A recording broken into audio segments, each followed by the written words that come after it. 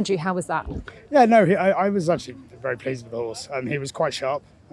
He is quite sharp, and then this sort of atmosphere is always quite sharp. But I thought he was, I thought he was really good. Yeah, a few little mistakes. I went the wrong way, which I'm really annoyed about because, in fact, my my wife texted me this morning because she's had to take our little boy to it's his first couple of days at school, but she's on her way up now. But she said, "You do know your test, don't you?" And I was like, "Yes, darling, of course I do. I've gone through it about 100 times, and then I've gone wrong, so I'm going to be in such trouble." Now, this is your third time here. Yeah. Perhaps not so much success. No, actually, to be honest, I've never completed it here. I looked it up the other day. A number of different reasons. I came in 2013. And my breastplate snapped in the collecting ring on a horse called Milltown Corolla, and she sort of nearly fell over. And anyway, I started and I got up to the maltings and I felt that she wasn't right. She wasn't her usual self. But I'm not like, I now think maybe it was just Burghley, and like she's never been put under that, so I sort of half regret it really.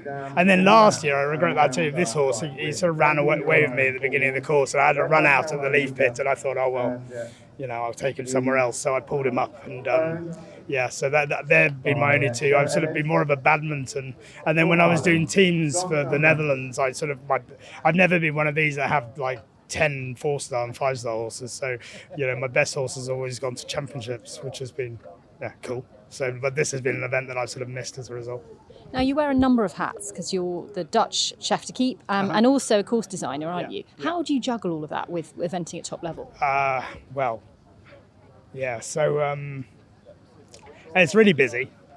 I'm really lucky though. I've got massively supportive people around me. So,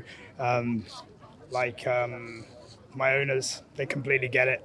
They know that I'm not one of these sort of people who have come from a more privileged background. Everything that I've got for, I've sort of had to try and work for and everything. So they understand that that I have to make a living, and I'm quite driven from that respect.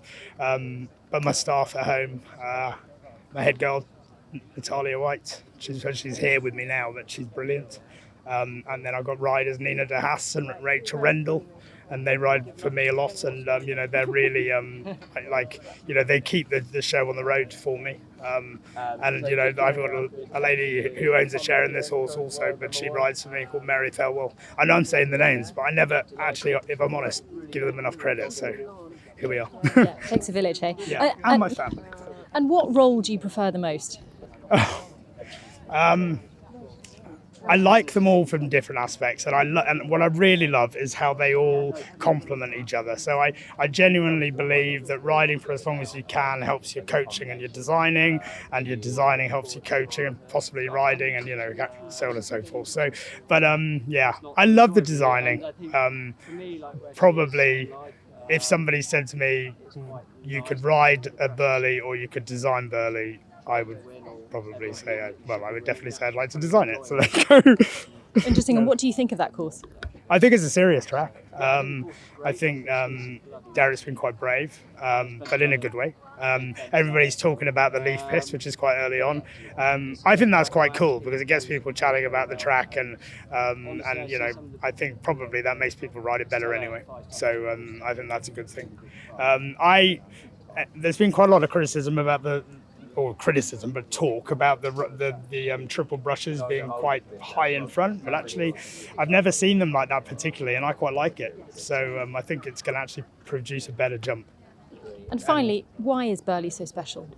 It's the uniqueness of the cross country, the terrain, that it's a proper test of horse and rider, both in terms of quick thinking, but also stamina and agility.